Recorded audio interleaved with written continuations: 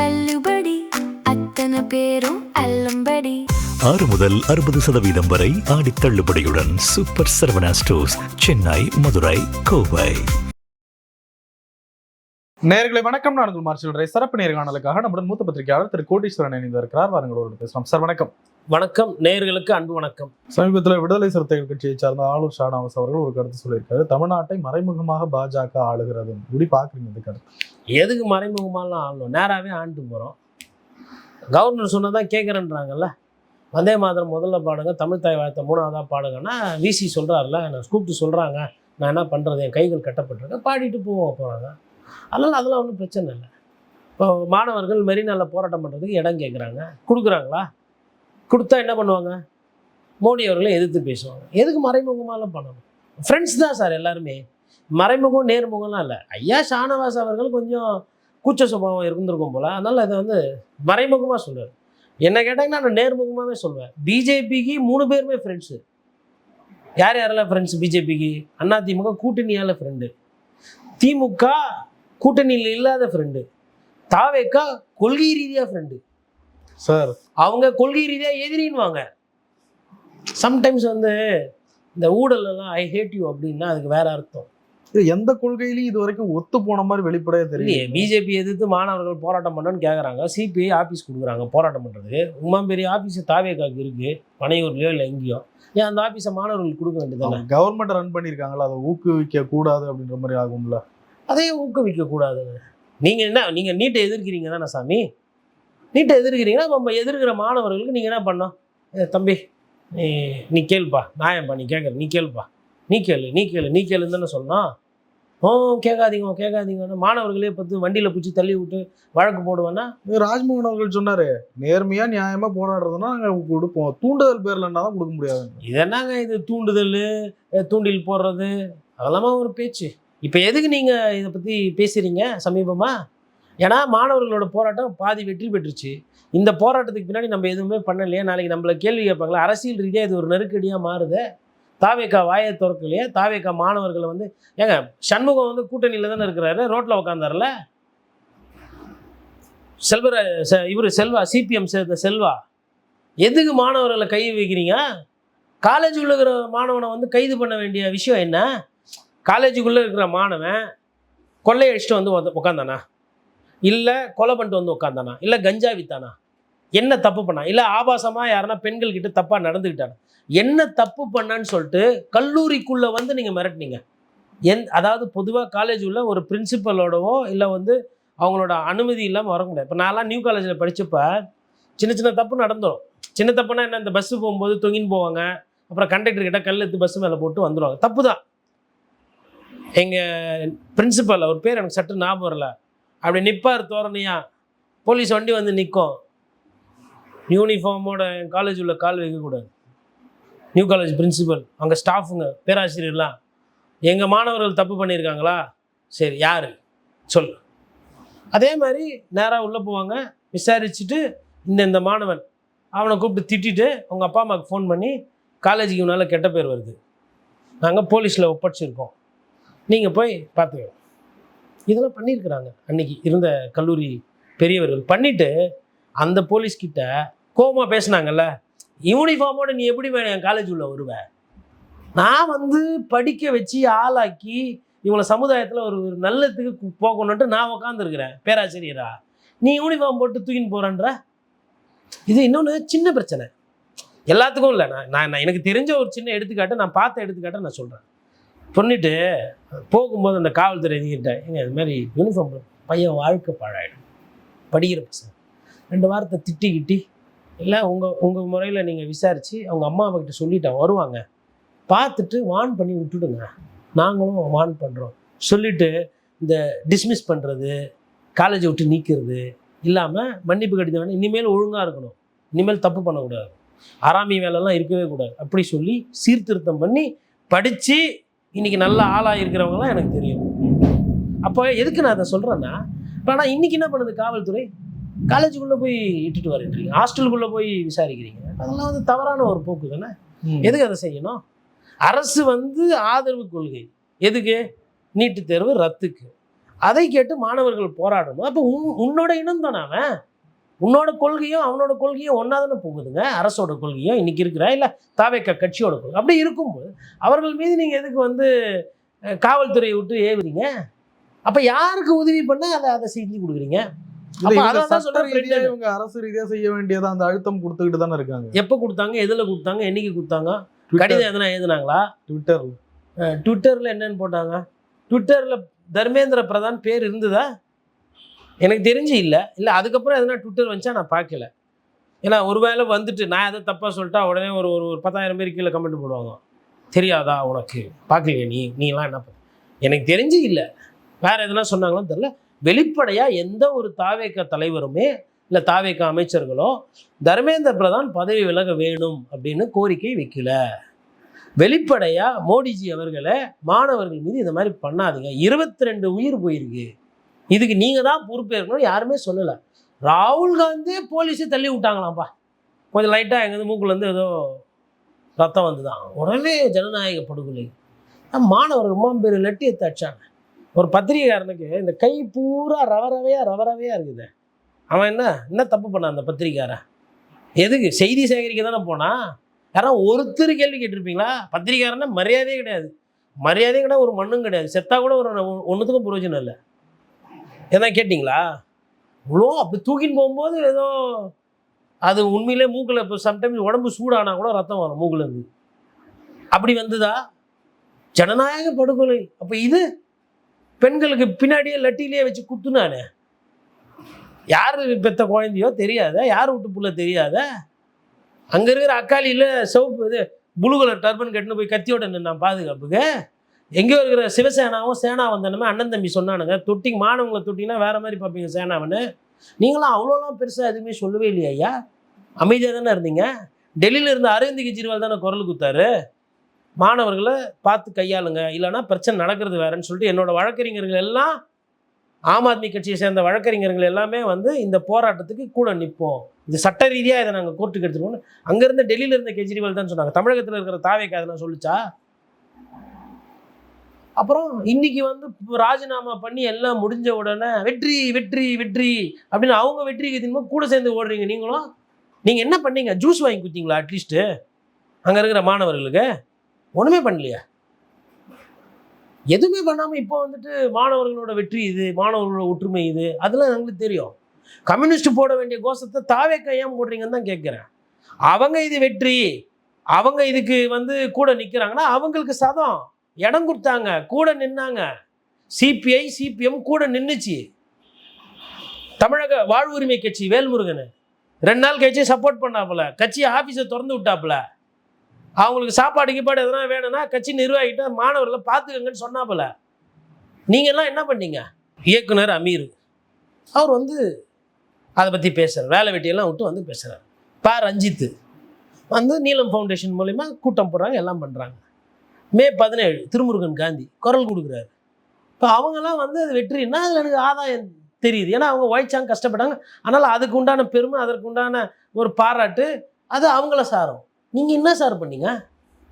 திமுக முயற்சி பண்ணிச்சு, மாணவர்கள் வேணாம் நீங்கள் போயிடுங்க, இதை நாங்கள் பார்த்துக்குறோன்ட்டாங்க. அதிமுக லீவ் விட்டுச்சு. அதிமுக நடுவில் கொஞ்சம் பக்கத்தை காணும் மாதிரி இந்த விஷயத்தில் தலையிடவே கூட்டணியில் இருக்குது. தமிழக பாஜக திருப்பி பேசுது, ஏன்னா அது அவங்க கட்சிக்கு எதிரானது. நீங்கள் என்ன சார் பண்ணீங்க? நீங்கள் உங்களோட பங்களிப்பு என்ன? கரப்பாம்பூச்சி கட்சி நியாயமான ஒரு பிரச்சனையும் கேட்டுச்சு, நாடு முழுவதும் ரியாக்ட் பண்ணிச்சு. நீங்கள் ஒரு அரசியல் கட்சியை நீங்கள் என்ன ரியாக்ட் பண்ண? ஒன்றும் இல்லை. அப்புறம் இப்போ வந்துட்டு நாங்கள் மாணவர்கள் கூட தான் இருக்கிறோம்னா எப்போ இருந்தீங்கன்னு தான் நான் கேட்குறேன். விடுதலை சிறுத்தைகள் கட்சி திராவிட முன்னேற்ற கழக கூட்டணியில் இருந்தப்போ பல விஷயங்கள்ல சப்போர்ட்டிவாக தான் இருந்தது. தவறே நடந்தாலும் கொஞ்சம் சாஃப்ட் கார்னரில் தான் போவாங்க அப்படின்ற மாதிரி ஒரு பார்வை இருந்தது. ஆனால் இப்போ கூட்டணி அரசுல பங்கெடுத்திருக்காங்க, ஆனால் நிறைய விஷயங்கள்ல முரண்பட்டு பேசுறாங்க, ஒரு பிடி கொடுக்காமே பேசுறாங்க. எப்படி பார்க்குறீங்க? அரசு இப்போ சில விஷயம், இப்போ கோர்ட்டு தீர்ப்பு வந்திருக்கு, இப்போ இதில் என்ன சொல்ல முடியும்? இப்போ இதில் கருத்து சொன்னால் அரசுக்கு எதிராக போவோம். ஆனால் ஒருத்தர் அமைச்சராக இருக்கிறாரு, பதில் சொல்ல முடியாது. கரப்பாம்பூச்சி கட்சிக்கு இதே வந்து திமுக கூட இவங்க கூட்டணி இருந்தால் எதிர்த்து பேசியிருப்பாங்க. இப்போ தாவேக்காவோட இருக்கிறாங்க, தாவேக்கா அவங்கள வந்து தள்ளுமொழி பண்ணிச்சு. கம்யூனிஸ்ட்காரர்கள் எதுக்கும் ஆசைப்படுறதில்ல, எதுக்கும் எதிர்பார்க்கறதில்ல, அதனால் அவங்க பேசுகிறாங்க. இப்போ விவசாயிகளுக்கு இப்போ போராட்டம் பண்ணுன்றாங்க, ஐயா நல்லக்கண்ணை வந்து ஹவுஸ் அரெஸ்ட்டில் வச்சு அப்புறமா விடுறீங்கன்றீங்க. அவர் முதல்வரை பார்க்கணும்னு சொல்லி சென்னை புறப்பட்டு வராமல் இதில் என்ன நிலைப்பாடு எடுக்க முடியும்? அப்போ முரண் தான் வரும். ஏங்க ஒரு முரண்பாடுகளோட ஒரு அரசு செயல்பட்டால் கூட்டணியிலேயும் முரண் வரதானே செய்யும். இல்ல பாஜகவோட ஒப்பிட்டு நேரடி ஆட்சின்றதெல்லாம் ரொம்ப எக்ஸ்ட்ரீம் ஆச்சு. ஆளுர் ஷானவாஸ் கொஞ்சம் புத்தி கூர்மையானவர், எதனா தப்பு நடக்குன்னா தப்புன்னு சொல்லக்கூடியவர். ஆனால் அது விசிகாவோட பார்வையாக நான் பார்க்கல. அது ஆளுர் ஷானவாஸ்ன்ற தனிப்பட்ட முன்னாள் சட்டமன்ற உறுப்பினரோட ஒரு ஒரு நாகரிகமான ஒரு குற்றச்சாட்டை தான் நான் பார்க்குறேன். திமுகவுக்கு கொடுத்த அளவுக்கு தாவேகாவுக்கு மதிப்பு கொடுக்கறது இல்லையோ உங்க கூட்டணி? திமுக பேரிலையும் அவங்களுக்கு நெருக்கடி தாங்க. விசிகா வந்து அப்போது வந்து வேங்கை வயல் வந்துச்சு, கள்ளக்குறிச்சி சாராய் சாவு வந்தது, லாக்அப் டெத் எல்லாம் நிறைய வந்தது. அப்போது இந்த மாதிரிலாம் வந்து எப்படி முட்டு கொடுக்குறதுன்னு தெரியாமல் கஷ்டம்தான் பட்டாங்க. அன்றைக்கும் ஒன்றும் அப்படியே பயங்கரமாக எதிர்ப்புலாம் பேசலை. ஒரு சில நேரத்தில் பேசுவாங்க, இதே மாதிரி ஒரு 3 நாள் 4 நாள் சர்ச்சையாகும். கூட்டணி விட்டு வெளில வர போகிறாங்கன்னா வரமாட்டாங்க, அங்கே தான் இருப்பாங்க. அதே மாதிரி தான் இப்போது சர்ச்சையாகும், கூட்டணி விட்டுலாம் வெளில வர மாட்டாங்க, அங்கே தான் இருப்பாங்க. அவங்களாம் ஃப்ரெண்ட் ஆகிட்டாங்கலாம். அது எதுக்குன்னா ஒத்துக்க முடியாதுல்ல. ஆமாம்மா தாவேகா பண்ணுறது அநியாயம், தாவேகா பண்ணுறது தப்பு அப்படின்னு கேட்க முடியும், சொல்ல முடியாது இல்லையா? பார்க்குறவங்களாம் வைப்பா என்னப்பா கொஞ்சம் பெரிய மனுஷத்தனமாக பேசுங்கப்பா, என்னப்பா இது இப்படி பண்ணால் எப்படிப்பா, மக்களாட்சியா இல்லை வந்து காவல்துறை ஆட்சியா, யாரும் கேட்டுறக்கூடாது இல்லையா? அந்த கேள்வி வந்துடக்கூடாதுனால அப்படி ஒரு 2 நாள் பாராட்டுறது, அப்புறம் 2 நாள் திட்டுறது, அப்புறம் திருப்பி ஒரு 4 நாள் லீவ் விட்டுற வேண்டியது. அப்படி ஒரு அரசியல் அப்படி போனால் அப்படியே மாதங்கள் போயிடும். வேறு எதனா ஒரு பஞ்சாயத்து வரும். அப்போது பாசிச பாஜக அப்படின்னு இப்போ கூட பாருங்களேன், பாசிச பாஜக வைத்து இங்கே மெட்ராஸில் சென்னையில் கூட்டம் என்னன்னு புரியல. இங்கே என்ன பிரச்சனை? இப்போ தாவேகாவுக்கு பிரச்சனையே கிடையாது, எதிர்ப்பு கூட சொல்கிறதில்ல. எதிர்க்க வேண்டியவர் டெல்லியில் இருக்கிறாரு. இங்கே மாணவர்கள் போராட்டம் பண்ணப்போ கொடுக்கல இல்லையா? மாணவர்கள் இப்போ அவங்க கேட்குற மாதிரி மெரினாவை கொடுங்க, அப்போ தெரிஞ்சு போயிடும் யார் எதிர்க்கிறீங்க யார் ஆதரவுன்னு. கொடுப்பீங்களா மெரினாவை? கொடுக்க மாட்டீங்கல்ல. அப்புறம் அதான் கரூர் கூட்ட நெரிசலில் சிக்கி உயிரிழந்த 47 குடும்பங்களில் 31 குடும்பங்களை சார்ந்தவர்களுக்கு தமிழ்நாடு முதலமைச்சர் விஜய் அவர்கள் அரசு பணி வழங்கியிருந்தார். அது நீதிமன்ற உத்தரவுக்கு கட்டுப்பட்டது என்று நீதிமன்றம் அப்பொழுதே கூறியிருந்தது. தற்பொழுது அதிரடியாக ஒரு தீர்ப்பு வந்திருக்கிறது. 31 அரசு பணிகளும் கொடுத்தது செல்லாது அப்படின்னு அனைத்து அரசாணைகளையும் ரத்து செய்திருக்கிறாங்க. எப்படி பார்க்குறீங்க? சட்டம் படித்த ஒரு மாணவனாக வழக்கறிஞராக இதை பார்க்கும்போது ஒரு சட்ட பூர்வமான ஒரு முடிவு. ஏன்னா கோர்ட்டை பொறுத்தவரைலாம் எப்படின்னா, ஒருத்தரை பிடிக்கும் ஒருத்தரை பிடிக்காது, ஒன்று ஆளுங்கட்சி ஒன்று எதிர்கட்சி அப்படி பார்க்க முடியாது. சட்டத்தில் என்ன இருக்குது, கடந்த காலத்தில் சட்டம் எவ்வாறு செயல்படுத்தப்பட்டது, அரசனுடைய கொள்கையாக இருந்தாலும் கூட அந்த கொள்கை சட்டத்துக்கு உகந்ததாக இருந்தால் தான் கோர்ட் ஏற்றுக்கும். கோர்ட்டை பொறுத்தவரையிலும் விஜய் சார் ஃபேன்ஸ்க்கு ஒரு மாதிரி, அஜித் சார் ஃபேன்ஸ்க்கு ஒரு மாதிரி, சூர்யா சார் ஃபேன்ஸ்க்கு ஒரு மாதிரி, ரஜினி சார் ஃபேன்ஸ்க்கு ஒரு மாதிரிலாம் தீர்ப்பு கொடுக்க முடியாது. எல்லாருக்கும் ஒரே மாதிரி தான் தீர்ப்பு கொடுப்போம். இப்போ கடந்த காலத்தில் வந்துட்டு இதே மாதிரி நிறைய வழக்குகள் போயிருக்கு. அதாவது அரசு ஒரு கொள்கை முடிவு எடுத்து ஒரு வேலையை செய்யும்போது இது செய்யணும் செய்யக்கூடாதுன்னு. உதாரணத்துக்கு ஃப்ரீபி, அதாவது இவங்க வந்து எப்போ பார்த்தாலும் எல்லாத்தையும் ஃப்ரீயாக கொடுத்துனுக்குறாங்க ஜனங்களுக்கு, அதனால் வரிச்சுமை வந்து எங்கள் தலையில் தான் வருது, இந்த ஃப்ரீபியே இருக்கக்கூடாது, இலவசங்களே இருக்கக்கூடாதுன்னெலாம் கோர்ட்டுக்கு போயிருக்காங்க. அப்போ கோர்ட்டு பார்க்குது இலவசங்கள் எந்த சட்டத்தில் தடை செய்யப்பட்டிருக்குது, இலவசங்கள் எந்த சட்டத்திட்டத்துக்கு உட்பட்டப்பட்டது, அரசியல் கட்சிகள் தேர்தல் அறிக்கையில் இலவசங்கள் சொல்லலாமா, அப்படி ஒருவேளை அந்த கட்சி ஆட்சிக்கு வந்துச்சுன்னா இலவசத்தை கொடுக்கலாமா, இதுக்கு முன்னாடி கொடுத்துருக்காங்களா அப்படின்னு பார்த்து விவாதம் பண்ணி ஓகே இது எந்த சட்டத்திலையும் இதை தடை செய்யலை, ஒரு அரசியல் கட்சிக்கு கொள்கை ரீதியாக ஒரு முடிவு எடுத்து அது அரசு ஆணை போட்டு பண்ணலான்னா பண்ணலாம் அப்படின்னு பண்ணிருக்கு. சரி, அப்போது அரசு ஒரு கொள்கையை எடுத்து அந்த கொள்கையை அரசு செய்து அதில் நீதிமன்றத்துக்கு என்ன பிரச்சனை அப்படின்னா, நீதிமன்றத்தை பொறுத்தவரையிலும் இன்றைக்கி ஒருத்தர் ஆட்சியில் இருப்பார், அவருக்கு பிடிச்ச மாதிரி கொள்கையை வச்சுன்னு போக முடியாது, அவருக்கு பிடிச்ச மாதிரி அரசியல் சாசனத்தையோ இல்லை அரசியல் விஷயங்களையோ பண்ண முடியாது. அரசு வேலை என்பது அது வந்து ஒரு எல்லாரும் பார்த்து எல்லாரும் இயங்கக்கூடிய ஒரு விஷயம். அந்த அரசு வேலையை இன்னாருக்கு இந்த அடிப்படையில், இன்னாருக்கு இந்த தகுதி அடிப்படையில், இன்னாருக்கு இந்த காரணத்துக்காக கொடுக்கணும்னு சொல்லிட்டு சட்டங்கள், அதற்கு முன்மாதிரி விசாரணைகள் விஷயங்கள்லாம் இருக்குது. அதெல்லாம் இருக்கும் பொழுது இப்போது ஈபியில் ஒருத்தர் வேலை செய்கிறாரு, அவர் வந்து ஈபியில் மழைக்காலத்தில் புயலில் போய் வேலை செய்கிறாரு, அவர் கரண்ட்டு கம்பத்தில் ஷாக் அடித்து இறந்துடுறாரு அப்படின்னும் பொழுது அது என்ன பண்ணுவாங்கன்னா ப்ராப்பராக அந்த டாக்குமெண்ட் புட்டப் பண்ணி இவர் வந்து அரசு வேலைக்கு தகுதியானவர், இவரோட அப்பா இல்லை இவரோட அம்மா இந்த இடத்துல இந்த மாதிரி இறந்து போயிட்டாங்க, அவரோட வேலையை இவருக்கு கொடுக்குறோன்னு கொடுப்பாங்க. இது கம்பேஷனேட் கிரவுண்ட்ஸ். இந்த கம்பேஷனேட் கிரவுண்ட்ஸ் கூட வந்து மோஸ்ட்லி இதை யாரும் சேலஞ்ச் பண்ண மாட்டாங்க. என்ன காரணம்னா, ஒருத்தரோட வேலையை அந்த குடும்பத்தில் இருக்கிற வாரிசுக்கு, ஏன்னா அந்த குடும்பம் அனாதையாகி போச்சு. இந்த குடும்பம் அரசை நம்பி போய் இந்த குடும்பம் அனாதையாகி போயிட்டனால கொடுப்பாங்க. மோஸ்ட்லி இந்த தகுதி, அதாவது தகுதி அடிப்படை பார்க்காம கொடுக்கறதுலாம் இப்படி தான் கொடுக்குறது. ஆனால் இப்போ என்ன பண்ணிட்டாங்கன்னா, கரூர் சம்பவத்தில் விபத்து, அது இன்னைக்கு தேதியில் அது வந்து அதுக்கு பின்னாடி தவறு நடந்திருக்கா, யாரு காரணம் அப்படின்றத தாண்டி இன்றைக்கி வந்து அது எப்படி பார்ப்பாங்கன்னா ஒரு விபத்து.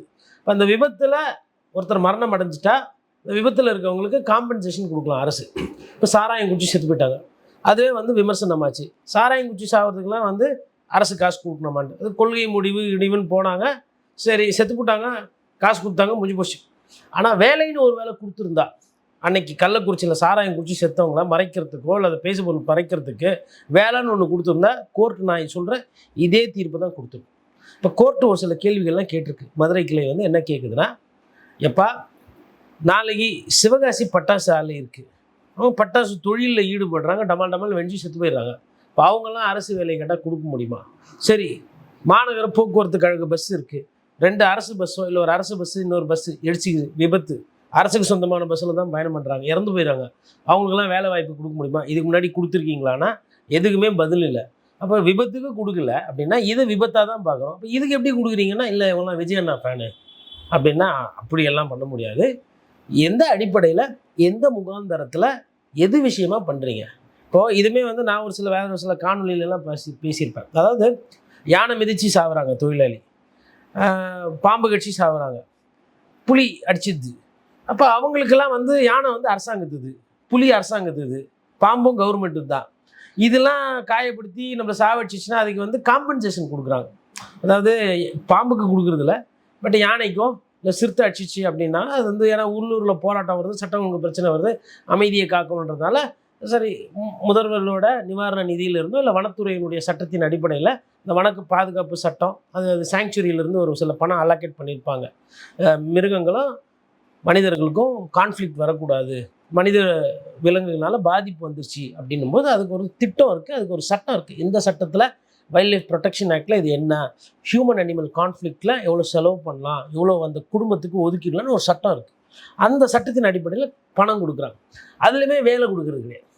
இப்போ இதே ஒரு ஃபாரஸ்ட் கார்டு அவர் டெம்பரரியாக வேலை பார்க்குறாரு, அவர் நைட்டில் செக் போஸ்ட்டில் உட்காந்துருக்கும்போது ஒரு கரடி வந்து அவரை போட்டு இழுத்து கொண்டுருச்சு அப்படின்னா, அப்போது அந்த குடும்பம் வந்து சிபாரிசு அரசுக்கு, இந்த மாதிரி எங்கள் அப்பா வந்து வேலை பார்த்தாரு, அவரை கரடி இந்த மாதிரி வேலை டியூட்டியில் இருக்கும்போது பண்ணிட்டேன், அப்போ அவரோட மகனுக்கோ யாருக்கோ அதோட அவர் என்ன கல்வி தகுதி இருக்கோ அதுக்கு ஏற்ற மாதிரி வேலை கொடுக்கலாம். இந்த மாதிரி கம்பேஷனேட் கிரவுண்ட்ஸில் கொடுக்கலாம். ஒரு அரசியல் கூட்டத்துக்கோ இல்லை ஒரு நட்சத்திர நடிகரை பார்க்குறதுக்கு போய் கூட்ட நெரிசலில் செத்து போயிட்டாங்கன்னா கொடுக்கல. இப்போ உதாரணத்துக்கு நமக்கு வந்து பெங்களூரில் கிரிக்கெட் மேட்ச் நடந்தது, பெங்களூர் ஜெயிச்சப்போ எல்லாம் போனாங்க, அப்போ அந்த கூட்டத்தில் போனாங்க, நிறைய பேர் செத்து போயிட்டாங்க. அதை மறைக்கிறதுக்கு அரசு, அதில் பாதிக்கப்பட்டவங்களுக்கு அரசு வேலையை கொடுத்துருந்தா என்ன இருக்கும்?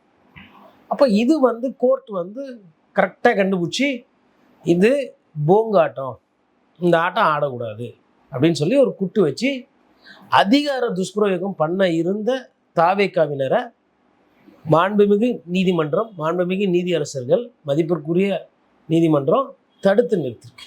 இது இப்படியே போயிடுச்சுன்னா மனித உயிருக்கு விலையே இல்லாமல் போயிடும். ஒரு வேலை கொடுக்கறதுனாலையோ பணம் கொடுக்கறதுனாலையோ ஈடு கட்டிடலாம் நீங்கள் நினைக்கிறீங்க. இப்போ நாளைக்கு லாக்அப் டெத்து நடக்குது, இப்போ அவங்களுக்கும் வந்து அரசு வேலை, பணம் காம்பன்சேஷன் ஓகே, ஆனால் பணம் வந்து சம்பாரிச்சிக்கலாம். ஆனால் அரசு வேலைன்றது அப்படி இல்லை. அந்த வேலைக்காக நிறைய பேர் தேர்வு எழுதிட்டு இருக்காங்க, வேலையில்லா திண்டாட்டம் அதிகமாக இருக்குது. இளைஞர்கள், மாணவர்கள் தேர்வு மூலிமா, தகுதி மூலிமா வேலைக்கு, அரசு வேலைக்கு அப்படி தான் கிடைக்கும்னு ஒரு விஷயம் வச்சுருக்கும் போது நீங்கள் தனியாக இன்னொரு கோட்டா ஓப்பன் பண்ணி உள்ளே விட்டீங்க அப்படின்னா என்ன ஆகும்? இப்போ உதாரணத்துக்கு இப்போ கோயில் இருக்குங்க, கோயிலில் வந்து நான் ஒரு 2000 பேர் லைனில் நிற்கிறாங்க, அமைச்சருக்கு வேண்டப்பட்டவர் இல்லை இந்த நடிகருக்கு வேண்டப்பட்டவர் அப்படின்னு சொல்லிட்டு ஒரு 20 பேரை நீங்கள் பாட்டு குறுக்கு வழியில் இட்டுன்னு போய் விட்டிங்கன்னா மிச்சம் லைனில் இருக்கவங்க, கோயிலில் இருக்கிறவங்க கடுப்பாங்களாம், எடுக்க மாட்டாங்க. நீங்கள் சொல்லலாம் காரணம், இல்லைங்க அவர் வெளியூர்லேருந்து வராரு, அதில் 4 பேருக்கு காய்ச்சல், அப்புறம் அவர் வந்து ரொம்ப நாள் இருக்க மாட்டார், அதனால் அவர் சாமியை பார்க்கணுன்னு அவ்வளோ தொலைவுலேருந்து வந்திருக்காரு, இல்லை அவர் அமைச்சருக்கு வேண்டப்பட்டவர், காரணங்கள் இருக்கும். அந்த காரணங்களில் நியாயம் கூட இருக்கலாம். ஆனால் முறை அப்படின்னு ஒன்று இருக்குது. அந்த முறைப்படி இப்போ கோயிலில் கூட காசை கொடுத்து ஏமாற்றி லஞ்சத்தை குத்து குறுக்கு வழியில் போயிடறாங்க. இல்லை சம்டைம்ஸ் சாமியை வந்து 300 ரூபா குத்தா கிட்ட போய் காட்டுறாங்க, 30 ரூபா குத்தா தொழில் வந்து காட்டுறாங்க. இந்த அவலமும் இருக்குது. ஆனால் அரசு வேலைன்னு வரும்போது நீங்கள் அரசாங்கத்துக்கிட்ட இதெல்லாம் கேட்கணும். இப்போ அரசாங்கம் இது என்ன பண்ணுதுன்னா, நம்ம விஜய் அண்ணா முதலமைச்சர், நம்மளை யார் கேட்குறது, நம்மளை யார் கேட்குறது அப்படின்னா, இந்த ஜனநாயக நாட்டில் எதுவுமே வந்து ஒன்று சார்ந்து இருக்குது. நீதிமன்றம் என்பது நாடு சட்டப்படி நடக்குதான்னு பார்க்குற இடத்துல இருக்குது. யாருன்னா தப்பு பண்ணால் தட்டி கேட்குற இடத்துல நீதிமன்றம் இருக்குது. எதிர்க்கட்சி என்பது ஆளுகின்ற கட்சி தப்பு செய்யும்போது அதை கேள்வி கேட்குற இடத்துல எதிர்க்கட்சி இருக்குது. மீடியா என்பது எதிர்க்கட்சியோ ஆளுங்கட்சியோ இல்லை அதிகாரிகளோ அவங்க செய்கிற தப்புகளை சுட்டி காட்டுறதுக்கு. இதில் மீடியா எதனா தப்பு பண்ணால் அதை விமர்சனம் பண்ணுறது இன்றைக்கி சோஷியல் மீடியா இருக்குது. இப்போ ஜனநாயக நாட்டில் ஒன்று சார்ந்து ஒன்று செக் பண்ணி இருக்கும்போது அந்த பேலன்ஸ் காப்பாற்றப்பட்டிருக்கு. ஒருவேளை இப்போது நீதிமன்றம் வந்து இது சரி அப்படின்னு வச்சுக்கோங்களேன், மதுரை கிளை எதனா இருக்குன்னா இதை விட அதிகமான பெஞ்சுக்கு போகும், இல்லை சுப்ரீம் கோர்ட் போகும். சுப்ரீம் கோர்ட்டில் போய் இது வந்து ஒரு வேளை ரத்து அப்படின்னு வந்துச்சுன்னா, இவ்வளோ நாள் சம்பளம் போட்டாங்களே, இந்த சம்பளத்தை எப்படி திருப்பி வாங்குறது? இவ்வளோ நாள் வேற யாருக்கும் அந்த வேலை கிடைச்சிருக்கோம் இல்லையா, அதனுடைய பாதிப்பு. இப்போ கோர்ட் வந்து இதை வந்து இமோஷ்னலாக சென்டிமெண்ட்டாக பார்க்காம நீதியின் பக்கம் பார்க்கணும். நிறைய விஷயங்கள் பேச முடியும். நன்றி சார். நன்றி.